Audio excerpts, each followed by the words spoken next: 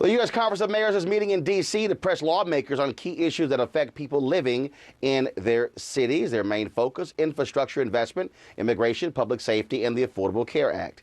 Joining us from D.C., Mitch Landrieu, Mayor of New Orleans, Mayor Marilyn, Strickland of Tacoma, Washington, Mayor Harry LaRosiliere of Plano, Texas. All right, folks, just real quick here. I mean, that is, mayors have been saying to administrations over and over and over again, cut this crap out. We're trying to block grant everything. Stop trying to send money to governors in the states. Send the money directly to mayors because you can get to the people a lot faster. Is that the message that you bring to the Trump administration? Yeah, that's absolutely the message that we brought to them. All of the mayors that came to Washington this week went to and spoke to folks at the White House. We spoke to folks on Capitol Hill on the Republican and Democratic side and said, listen, we're in the business of getting stuff done. We're in the business of putting people to work. We're in the business of protecting people. We're in the business of making things happen. So give us the money. Let us get it down to the ground as quickly as we can so we can make America strong again. And you know, most cities have a backlog of projects that we know are ready to go. In Tacoma, for example, we have $700 million worth of projects, bridges, roads, infrastructure. So it's really important that the money comes directly to the cities, as Mayor Landrieu said. And as municipal elected officials, we are on the ground closest to the people. We see them in our supermarkets, at the gas station, and we know exactly what's most important. We're not sitting at a tower looking down. We're right there with them.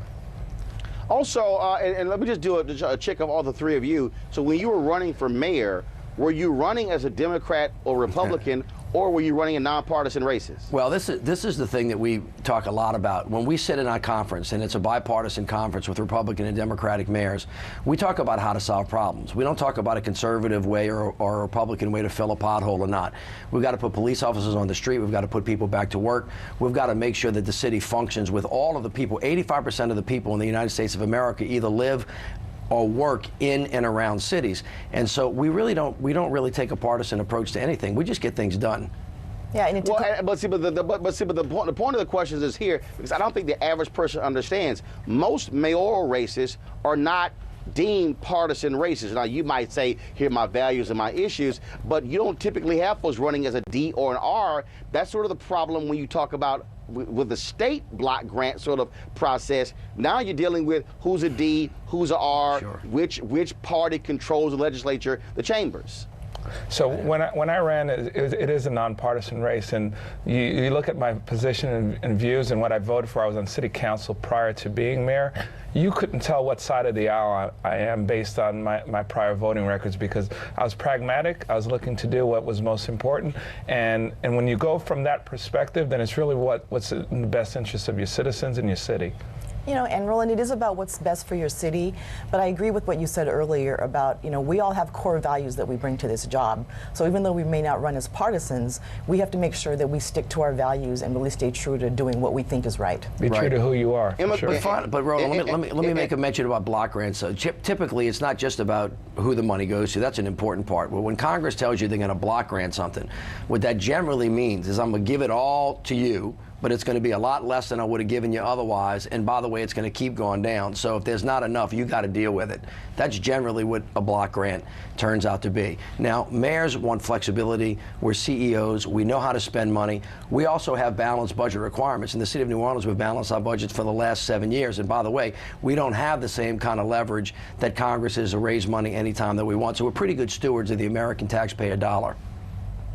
And also, I think so let's talk about this real quick in terms of the issue of immigration. Cities across the country are not happy with what ICE is doing, what the Trump administration is calling for, because they're making demands of cities saying, we want your police officers to turn folks in. What guidance have you given your police chiefs on this issue? Well, first of all, this thing has gotten really histrionic. No mayor in America is going to harbor a criminal, whether or not they're an illegal immigrant or whether they're an American citizen. If you commit a violent crime in our cities, we're going to arrest you, we're going to put you in jail, and we're going to convict you. That's what's going to happen. All right, but that's really not what we're talking about. So this whole sanctuary city noise, if it's about that, is really much ado about nothing. What police chiefs and mayors have said is that if police departments become ICE agents and deportation forces, what's going to happen is everybody that's in our cities are going to go into the shadows, and crime is actually going to go up, not not go down. That's the problem. It's going to make the cities less safe. And then, to add insult to injury, to suggest that if we don't do what they want to do, even when we know that it's the wrong thing, they're going to take money away from us. The money they're going to take away from us is from Homeland Security and from our police officers and our firefighters, and that's going to make it worse. So what we want to do is say to them, look, we know what we're doing. We know how our streets work. We want to work with you. On top of that, police departments have become overburdened with becoming folks that having to take care of national security, Homeland Security. We're always the first ones on the court, whether it's in Boston or New York. And if you want to give us more to do and no money, it's going to stop us from doing stuff where we need to, which is where the real violent crime is. So it doesn't make any sense, and it just sounds overtly political to us. So talk to us. We know it works. We'll work with you. But if you want to work against us, we're not going to cooperate. And you know, and to be honest with you, it's bad policing, and it doesn't make our community safer. If we talk about what works in policing, the Obama administration talked about 21st century policing and what that means. It's about community relations. It's about having good relationships with communities, especially communities of color. So if we're talking about having our police departments suddenly become ICE agents, it's the antithesis of what good community policing is really about. It really comes down to what I'd say the unintended consequences, because in order to be an effective, have effective enforcement, it's about having a relationship with your community. Mm-hmm. Plano was just rated the safest city in America by Forbes magazine, and it's because our police department is actively out there engaging our community, where there's a high level of trust. And if there's a feeling like Mayor Landrieu said, where people are going to hide in the shadows, the unintended consequences is that you lose that relationship and it all falls apart. Let me make this really real. If someone calls because they've been a victim of domestic abuse and the police go out there and the first thing they ask the victim is, what's your immigration status?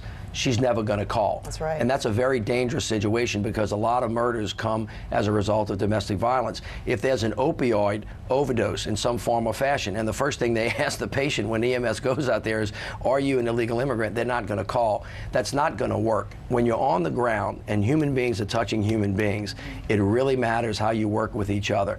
We all think that our borders ought to be secure. We all think that America ought to be safe. But doing it from a punitive perspective without a whole lot of thought is going to make crime go up. It's not going to make it go down. Mayor Landrieu, Mayor Strickland, Mayor LaRosiliere, I know you guys have to go. I appreciate it. Thank you so very much for being on TV1. Thank you for having us. A peaceful protest turned deadly. 37-year-old black man was shot and killed by Baton Rouge police. Your hands are in the air, and you still get shot by the cops. Oh my God, please don't tell me he's dead. We're not going to let hate define us. Race is a big part of this. If truly all lives matter, then all lives need to matter equally. What we require is action. What we require is accountability. We understand that black lives do matter, and we will keep focused on this issue. NewsOne Now, every weekday morning at 7 on TV1.